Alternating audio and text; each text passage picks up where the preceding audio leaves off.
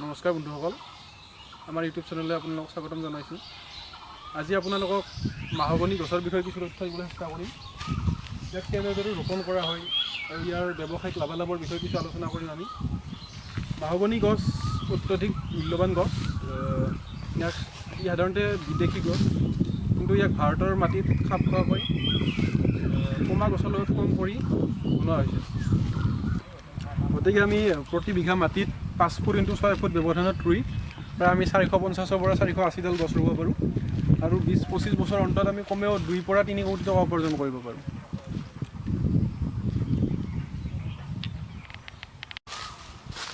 মাহগনি কাঠ অত্যন্ত মূল্যৱান কাঠ। ই 100 বছৰ পানীৰ তলত থাকিলে নপচে, সেয়ে পানী জাহাজ আদি ইয়াৰ কাঠ অকল ইয়াৰ কাঠেই ব্যৱহাৰ কৰা হয়। ইয়াৰ উপৰি আমি ইয়াক ঘৰুৱা আচবাব তথা ফাৰ্নিচাৰতো ব্যৱহাৰ কৰিব পাৰোঁ। ইয়াৰ উপৰি ইয়াৰ ওজন কম তথা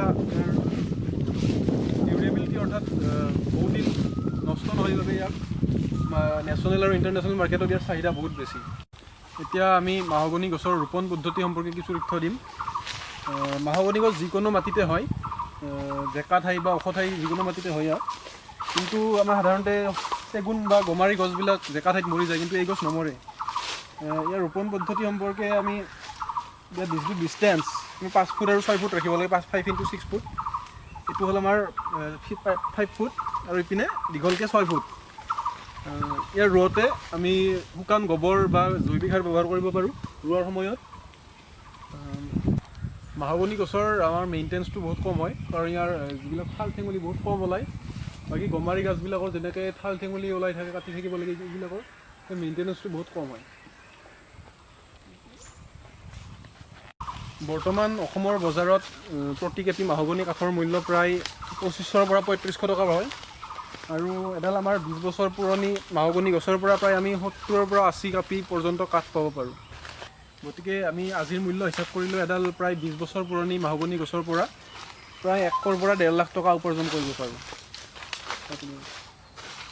এতিয়া আমি আপোনালোকক মাহগনি গছৰ ব্যৱসায়িক লাভালাভৰ বিষয়ে কিছু কথা ক'ম।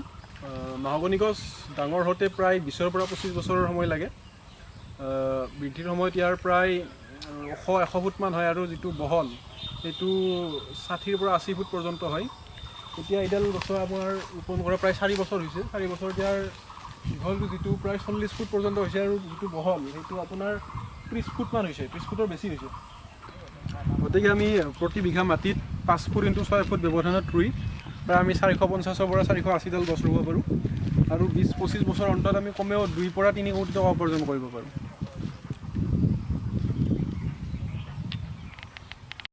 যদি আপোনালোকে মাহগনি গছৰ খেতি কৰিম বুলি ভাবিছে, তেনেহ'লে আমি ডিছক্ৰিপশ্যন লিংকত কিছুমান নাৰ্চাৰীৰ কণ্টেক্ট নাম্বাৰ দি দিছোঁ।